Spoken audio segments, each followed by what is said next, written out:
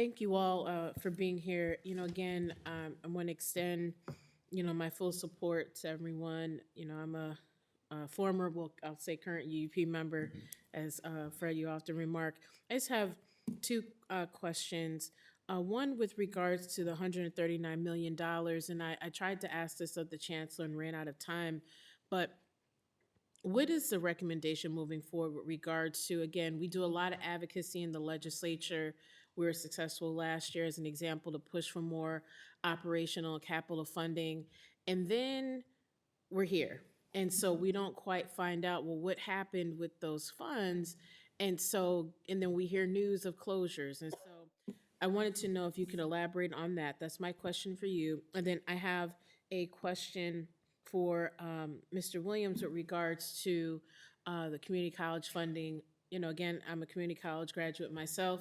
I know firsthand that our community colleges have been significantly underfunded, and yet they are paramount in a lot of the workforce development initiatives that we're looking to continue to do in the state.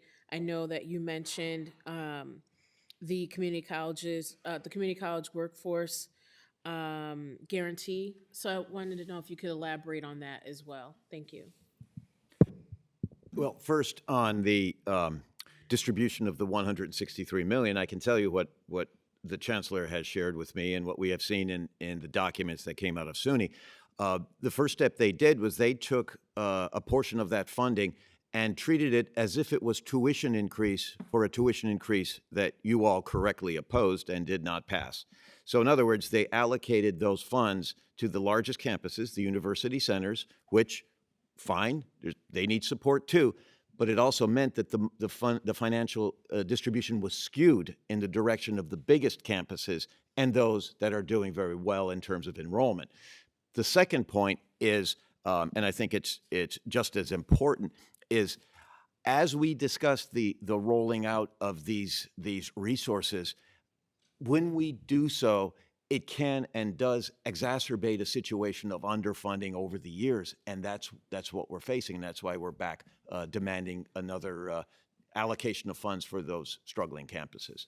And then with the remaining time, Mr. Allen. Yeah, well, yeah. What the guarantee does or says is that in return for the 97 million, we, the community colleges, can produce 20,000 students, career-ready students per year to fill those jobs that are in high demand. And it parallels, to a large extent, what the governor has in her proposal, which she calls the on-ramp program, which I think the commitment is, or thinking about committing $200 million to that. Well, we could do it. The community colleges have the experience, we have the expertise, we also have the infrastructure in place to do it.